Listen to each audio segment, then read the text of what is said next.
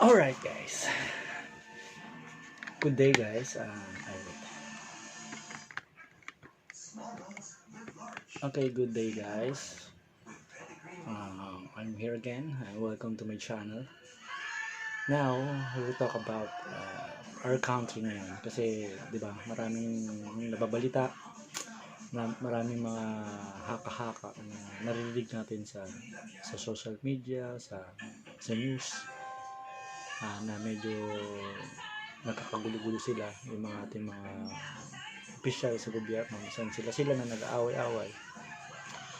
So yun nga, sabi nga ni Yorme na dapat isang tabi muna yung mga politika ngayon. Just kailangan natin tumulong talaga sa sitwasyon natin. At niniwala naman ako doon. At siyempre, isa rin sa atin yung Pangulo natin na tumutulong naman, gumagawa naman ng paraan, gumagawa na ng mga pwede nilang gawin para sa atin.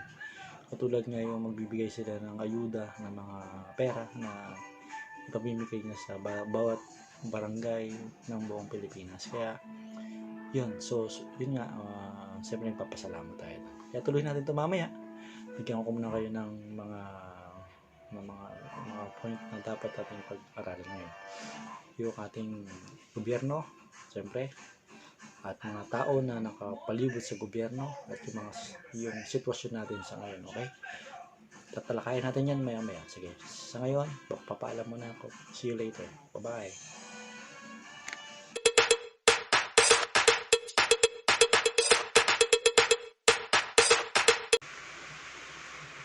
Alright, what's up mga Ted? And magandang araw po sa inyong lahat. Nandito ulit ako ngayon and welcome to my channel. And nandito ngayon tayo upang pag-usapan yung mga bagay-bagay na nangyayari sa ating bansa. Siyempre medyo mahaba na po yung ating pananatili sa bahay, pero tuloy-tuloy nyo lang po. Huwag nyo pong isipin na negative po yung nangyayari. Isipin pa rin natin na positive po yung nangyayari. Yun nga, sabi nga nila, yung mga bagay na hindi mo nagagawa dati, nung may ginagawa ka sa labas, may trabaho ka o may busy ka sa iba, nagagawa mo na ngayon sa loob ng bahay. So kung meron kayong mga anak, kasama nyo sila na medyo mahaba, meron kayong mga asawa na medyo hindi kayo nakakapag-date na kasi masyado kayo busy, ngayon may time kayo sa isa't isa. So yun nga yung mga positive na dapat iniisip mo. Yung mga negative, huwag mo masyadong isipin yung mga negative nangyayari sa ating bayan, sa ating buhay, okay? Ngayon, so pag-uusapan natin yung tungkol sa statement ni Pangulong Duterte. Kagabi nanood ako ng balita sa PTV.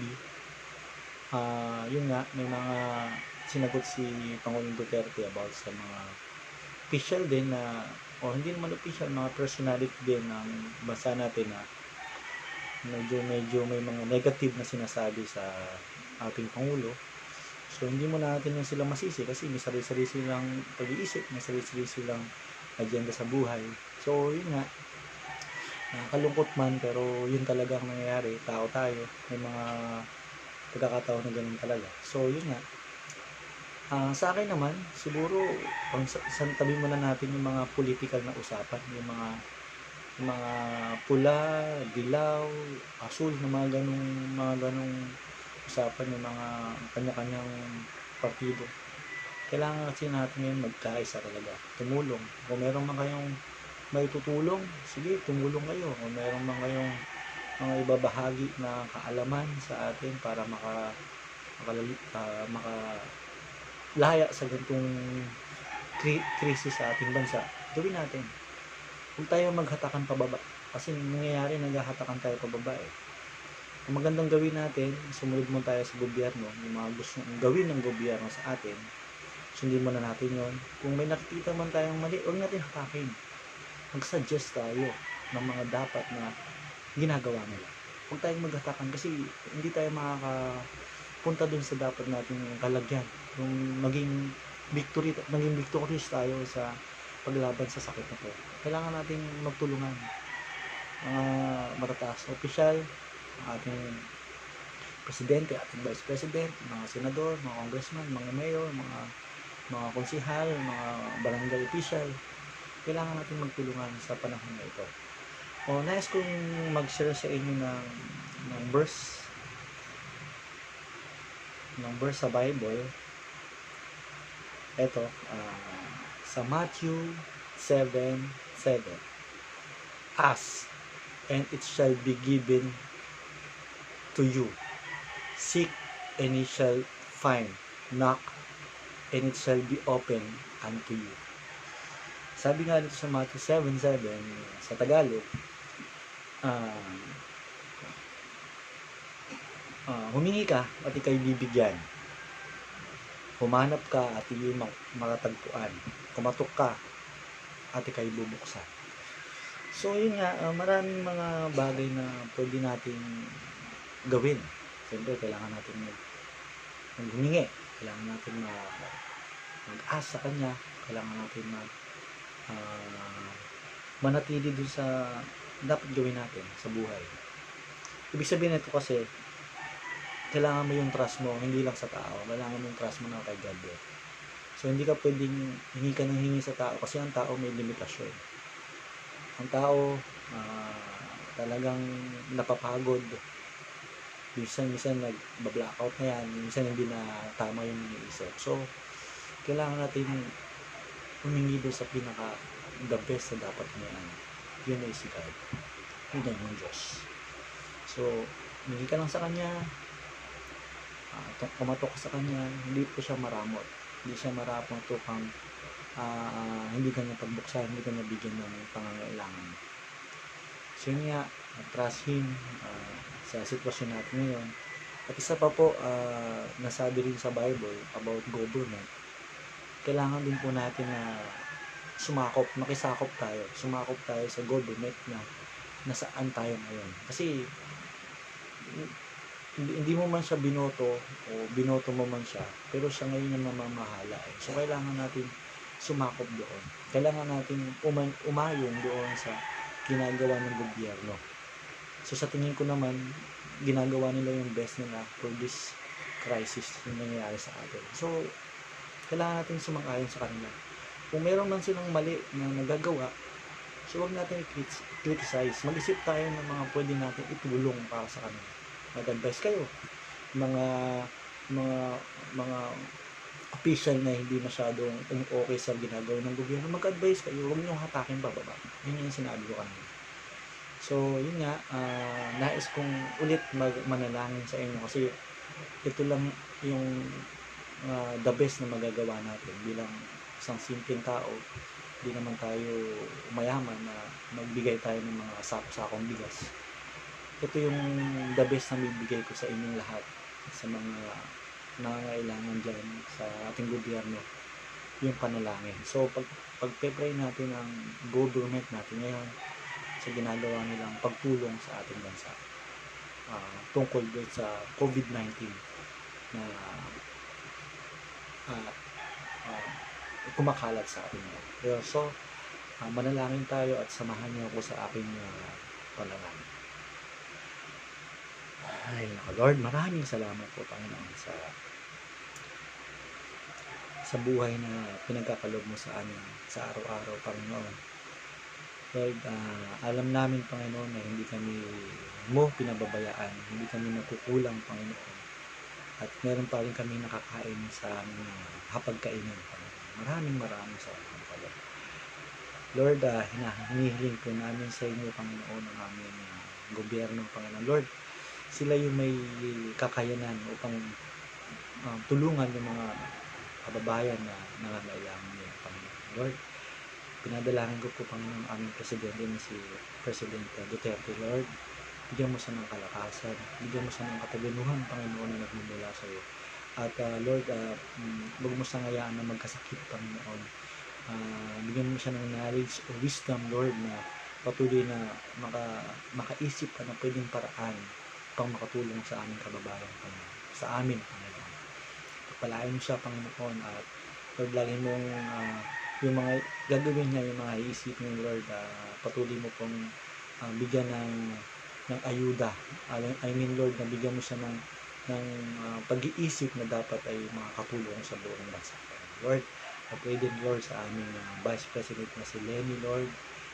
Maraming salamat Panginoon na gumagawa rin siya ng paraan upang makatulong sa sitwasyong ito Lord. Maraming salamat sa buhay niya Lord. Pagpalain mo siya, iwas mo sa Panginoon sa sakit na kumakalat ngayon Panginoon. Pagpalain mo siya at patuloy niya pong isipin una ang ating gobyerno Panginoon.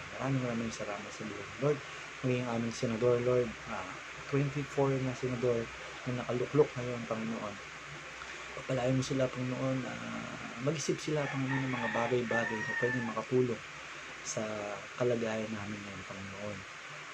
Hindi ko man sila maisa-isa Panginoon. Maraming salamat Panginoon sa mga senador na patuloy na nagiging busy sa paggawa, pagtulong sa gobyerno namin Panginoon. Lord, pati yung mga pagpasa ng batas na makakatulong sa bawat pamilya Lord na nandito ngayon sa sitwasyon na hindi sila makakain, hindi sila makabili ng pagkain, hindi sila makalabas Panginoon. So yung ayuda ng gobyerno na magbigay ng pinansyal na tulong na kanilang pinasa Panginoon. Lord, sana po ay matanggap po namin Panginoon yung tulong na yun sa takdang panahon. Maraming salamat Lord. Maging ang mga congressman Lord, pagpalain mo sila, bigyan mo sila Lord ng katalinuhan Lord na makagawa ng paraan, makagawa ng mga bagay na makakatulong sa kanilang mga sasakupan. Maging ang mga mayors o Lord, pagpalain mo sila at bigyan mo sila ng kalakasan sa kanilang busy sitwasyon ngayon, sa busy panahon ngayon na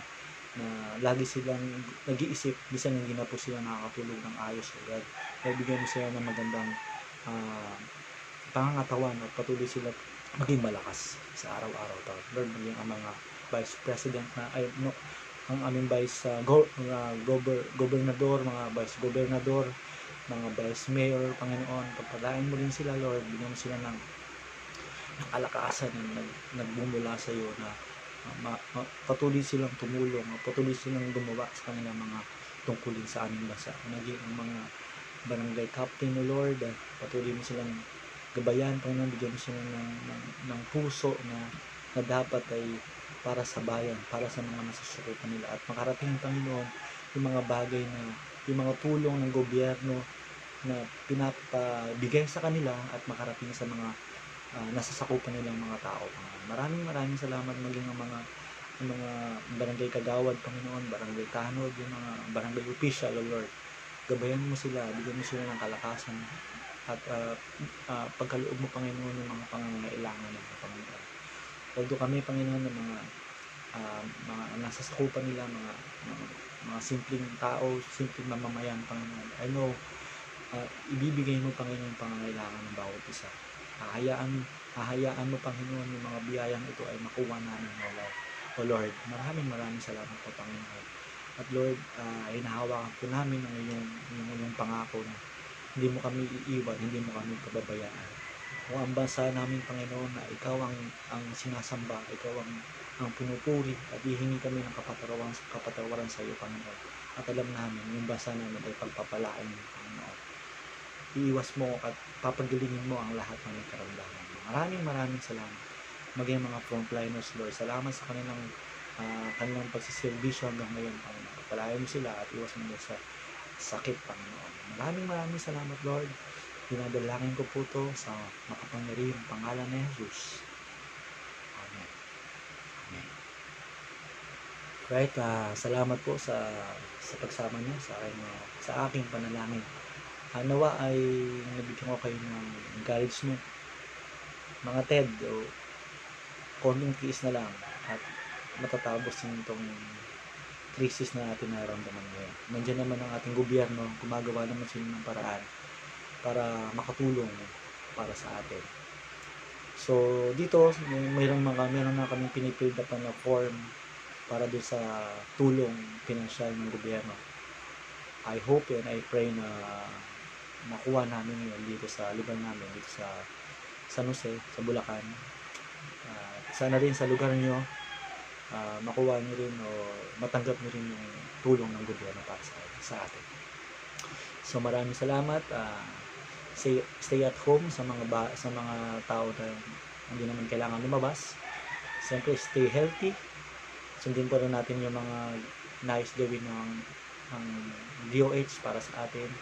maging panatiling malakas ang katawan, maglinis ng katawan, siyempre uminom ng mga vitamins at lagi maghuhugas ng kamay. Kung lalabas, siyempre kailangan natin mag-mask at mag-ingat tayo palagi. Maraming salamat po sa inyo at pagpapalain tayo ng Panginoon. Matatapos na ito ang crisis na ito. Lagi lang tayo magtiwala at lagi tayo manalangin para sa Kanya at para sa ating bansa. Maraming salamat po. This has been your car. Maraming salamat po and good day. Ingat po kayo palagi. Peace out. God bless.